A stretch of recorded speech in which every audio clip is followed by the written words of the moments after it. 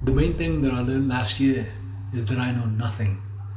Of this, I'm now 100% certain. It takes quite a bit of intellectual freedom to actually come to this level of admission, because every single person in this world has been programmed in their childhood and then set off on a track. And they believe that track is the only option. And worse than that, they believe that track is entirely correct and will get them exactly where they want to be, even though every single stop along the way has made them less and less happy, or more and more miserable. Isn't that something? In that respect, it's like they were given a set of Scrabble tiles and they glued them all together to make one order, one chunk, and they continually keep playing that same chunk when it's their turn. Now the difference for me is I took that adhesive apart and I looked at the pieces, and I looked at the pieces that went to make me. I mean, if you think about it, a dictionary contains all of the words in the English language, but the order that they're placed in is what makes the difference between Shakespeare and 50 Shades of Grey. So the question is in your life, why are you not rearranging the game? Now, I know that for I've said that 81% of the world are slaves. So for them, their lives are entirely scripted. They're slaves to their perceptions, they're slaves to their expectations, and they're slaves to the external world suggestions. They haven't realized that free will is an optional extra. It's something that you develop. It's like a muscle. You've got to train it, and if you don't use it, you will most certainly lose it. Which is why my message is only going out to 8% of the population. They're the only ones that are actually going to get it and be sparked and think, that's what I want to do. That is exactly how it is. Now, I know I've been neglecting YouTube a bit. I haven't been making videos, but if you look at my articles that will help me, I've pushed the pen and wrote thousands. There's so much that I've wrote and there's so much that I've got out there because I prefer that. That's my favorite medium of self-expression. This I don't like. I don't like talking to a machine. I like talking to humans. I like talking to something that's alive, something that I can interact with the energies of. But you only get stronger by doing things that you're weak at. So I say to you now, I'm going to start making more of these and more of these to get my message across, because we're in a visual age. These are the things that I will put across. The other thing that really came to my attention was the power of doing nothing. Now this one may seem a tad paradoxical, but the way it works is like, imagine pretty much every single thing that you do in your life right now is busy work. It's all skirting around the main issue, but it's not actually the main issue. So what I started doing was I started leaving the main issue entirely alone and started just focusing on incidentals. Like case in point, let's say for example, if you want to be slim, you could say I'm going to eat less, or you could say I'm going to move more and I'm going to take smaller bites and I'm going to drink more water, I'm going to get better quality sleep, I'm going to make sure that I breathe properly. I mean, did you know that you do most of your weight loss by breathing, not any of the rest of the kind of stuff? So you do these incidentals and suddenly the main handles itself. This was an exceedingly empowering principle and something that was completely the opposite of what I normally do, because my thing is mainly just keep on focusing on one thing and hammer through it. And that's what I said, because last year was, and it might have been the same for you, it felt very weird in the sense that all the old rules and regulations were a bit up in the air. Like the way you did things. For example, I haven't lifted any weights, I've done no socialization, I've been in like near total isolation, I've changed everything I eat. Every single variable that I had in my hand that I could shift, I did shift. Because when you change the rules on what controls you, you will change the rules on what you control. And some of the things that happened were so out there that I genuinely think I'm going to have to make animated videos in order to get the point across. I mean, I'll give you an example, check this out. I had an out-of-body experience, right, where I was looking down at my life from the 5th dimension. And the way it was playing out was it looked like a record. So there's a record spinning around, and my soul, and for soul read consciousness, which is awareness, with the needle, and the needle is going through the grooves, and it's going through the motions. And then on this same vinyl that's playing, I looked to the side, and I saw my father, and then I saw my grandfather, and on the other side I saw my children, and I saw the entire lineage. So when people say God is a DJ, there's a lot of truth in that. And we are just music made form. But one of the things that absolutely amazed and terrified me, actually no, I can't tell you that. I'm gonna have to make another video for that. But if you just think about your life on that concept, with the record going from end to end, you'll get a very, very clear conception of the game of souls, and why I said that your reality is scripted, because that record actually has 3 layers of song in it. You've got the base layer song, which is like the default vanilla Billy Basic mode.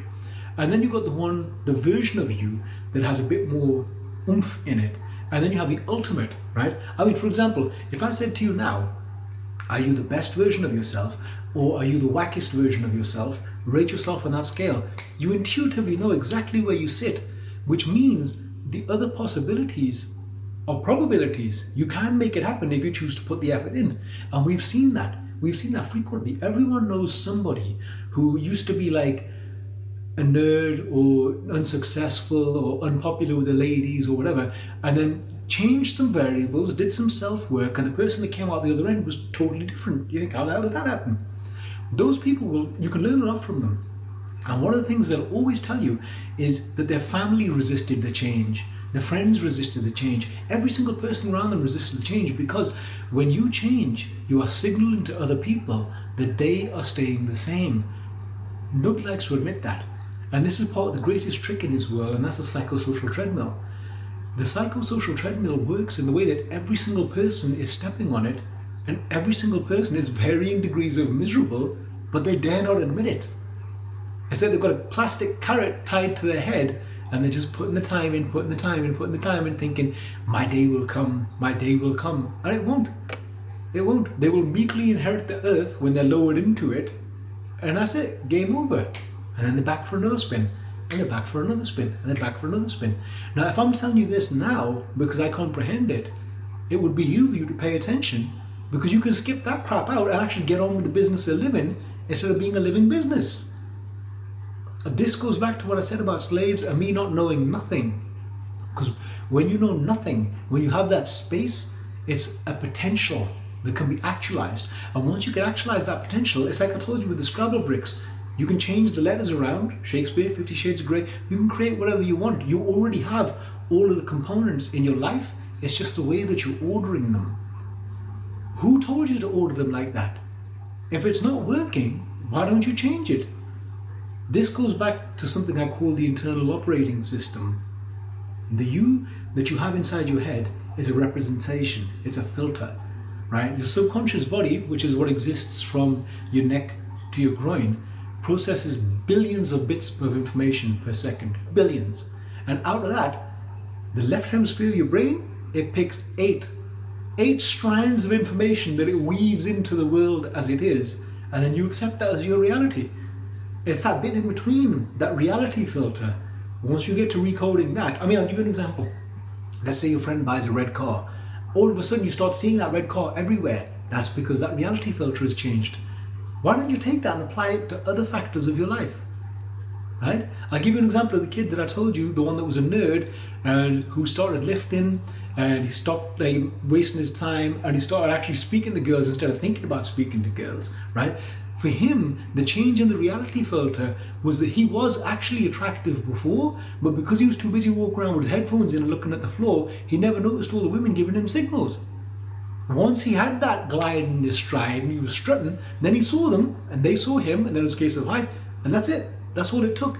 So why go through life with your opportunities passing you by, because out of all the signals that are happening, you're not looking at them? You're not going to get this from television. You're not going to get this from your childhood programming. Your parents were, by and large, miserable and unfulfilled, and they made you exactly the same, because they can only make you like them. It's like coming into the game with a full deck, and they took out all the ones that their parents took from them, and then you're stuck. I mean, I'll give you an example. Check this out. Young couple, married, on the way up, life is good, right? The man gets a promotion, and he thinks, right, that's it, we're celebrating tonight. So he goes and buys some steaks. Comes home, and he says to his wife, he says, woman, cook these steaks. We're going to live like a king and queen today. I told you, you made the right decision. His wife goes over to the kitchen and starts cooking them, but before she starts prepping them, she pulls out some scissors. and she cuts the corners off, throws them in the bin. Now the man is sitting there and he's perplexed because these were like choice cuts, but he doesn't want to ruin the mood, so he lets it slide. A few months later, something else happens good at work and he gets a bonus. Goes and buys more steaks. This time he's curious. He wants to see if that was just a one-off. So he gets different sized steaks. Comes home, same spiel. There we go. This woman's like, I'm so glad I married you. You're obviously the best choice. Once again, she gets out the scissors and she cuts the corners off the steaks. Throws them in the bin. Now this time he's miffed, but he remembers the sex he got last time, so he doesn't want to ruin the mood and he just lets it slide. A few days later, he thinks, I'm going to do it again. So he goes and buys some steaks and he comes home and he says, listen, before you start cutting them, I've got to know, why are you doing that? And she goes, well, that's what I wanted. Every time my dad brought home steak, she used to cut the edges off and then she'd start cooking them. So, I do the same thing. And he's like, what's the logic behind that? Phone her up. So she gets on the phone and she phones her mother and says, listen, why did you used to cut the corners off the steaks when dad brought them home? And do you know what she said? We only had a small frying pan. So why are you letting the limited thinking of the past affect your present? There is a reason they call it a present, because it's a gift. You're only here now in this moment. The rest of them don't exist. The nows that have been we call the past, nows that are come are the future. What matters is your relation to this moment here, now. And this is a place where most people can't stand being, but it's the only place you could ever take any action. This is why the warrior places the crown upon their own head, because they're like, I am the king of my dome. I am the one that makes it happen. You accept responsibility. There are no friends, there are no strangers, there are no enemies. They're all aspects of you projecting back to teach you something. So when you point a finger, look at the three that are pointing back and say, what can I learn from this? Why is this happening? You see this with people who are constantly they'll get into a relationship with someone and think it's ABC, person turns out to be XYZ. They get out of that one, to get somebody else, and they're like, this person's totally different, ABC, XYZ, once again. And in one of these examples, I pointed out to the kid and I said, look at this, this, and this, and I want you to trace it back to your imprint. I want you to find out what is repeating here, what's trying to get your attention. And he did, and I might cover this story elsewhere. And once it clicked, he was like, oh my gosh, I can't believe what's happening. And the next time I saw him, his life was totally different. He had a totally different flex of woman. He actually had the ABC that he wanted and not the XYZ that he ended up getting. And he was very, very happy. And he says, I can't believe I didn't realize that. And that's the same thing. That's the same thing with the game. We are inside a game that you're playing by inserting your soul as a credit. Okay? The people who created this game, who maintain it, who sustain it, who profit from it, they don't want you to know this. They want you to think that it's reality. But what's reality?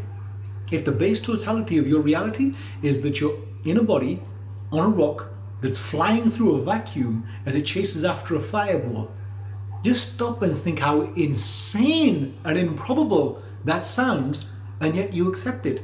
Because everyday miracles are invisible unless you go looking for them. Once you start looking for them, then the fun comes back into it. That's the state I call inner sense. That's what beats in your chest. It's still there, but the you that's in your head, that's adulterated. And the adulteration is, just like it says on the tin, it's not something you want, but it's what everyone gets. Now, I rebelled against this from the moment I stepped in. I mean, do you remember the first time ever in your childhood, in your life, when you realized that all of the people around you, including your parents, were also once children as well? I do very, very vividly. I got into trouble for something, and my father was mentioning it to my grandmother, and she started laughing, and she said, well, you did this, this, and this when you were his age. When you were his age. And I remember looking up, and I thought, what the hell happened in between now and then to make you the way you are, to make everyone else the way they are? Why does nobody sing? Why does nobody dance anymore? Why does nobody draw? Why does nobody generally have a good time? Where's all the fun gone? That was the gestation of the innocence and adulteration concept, and I resisted it ferociously. I mean, I'll link an article which is Inside Out Thinking, that was me during my school days. Days, D-A-Y-S, D-A-Z-E. You start to see the nature of these spells. Anyway, I'm glad that you're here and I'm glad that you listened, and I now make this promise to you. then I'm going to start updating the audio-visual side of this more, because I have been focusing on pushing the pen a lot, but there's a load of content, an absolute load there that you can read, because my articles are like a couple of thousand words each one. Till we meet again.